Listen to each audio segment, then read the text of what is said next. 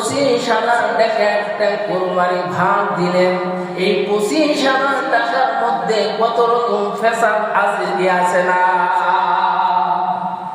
সুদের টাকা থাকতে পারে, দালালির টাকা থাকতে পারে, চিটারের টাকা থাকতে পারে, হক মারার টাকা থাকতে পারে, জমি ফাঁকি দেওয়ার টাকা থাকতে পারে, মানে অতিরিক্ত টাকা নিয়ে আপনি মিথ্যা আশ্রয় নিয়ে সেই টাকাটা থাকতে পারে কিনা, চুরির টাকা থাকতে পারে, সৎ চতুরির টাকা থাকতে পারে।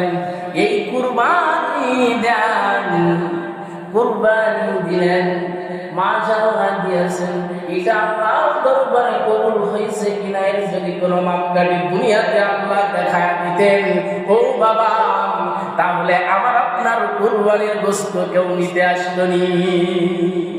বুঝতে পারি নাই। আর একটু বলবো কিনারে বাবা, ব্যথা লাগবে, কথা ওদিকে যাব না।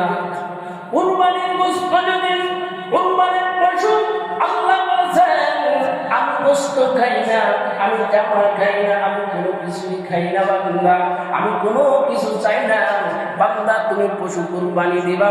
হাদিসে পাকের ভিতরে আছে পশুর রক্ত জমিনে পড়ার আগে আমি আল্লাহ বান্দা তোমাকে মাফ করে দিই, তোমার ইবাদতকে আল্লাহ কবুল করে দিই না বাবা।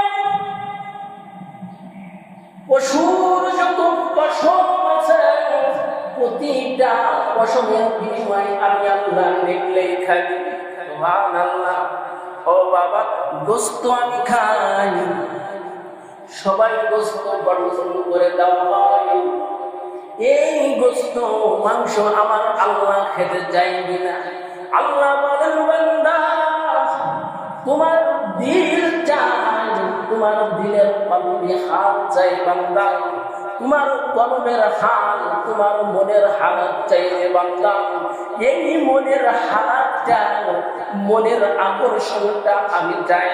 মনটা যদি চাই, আমি আল্লাহ তোমার জন্য করে ইব্রাহিম সেই সুন্নাতকে অনুধাবন করার জন্য, ইব্রাহিম আলাইহিস সালাতু ওয়াস সালামের সেই অনুসরণীয় দিনটাকে ধরে রাখার জন্য আমি এই আমলটা, এই হুকুমটা পালন করি রে বাবা।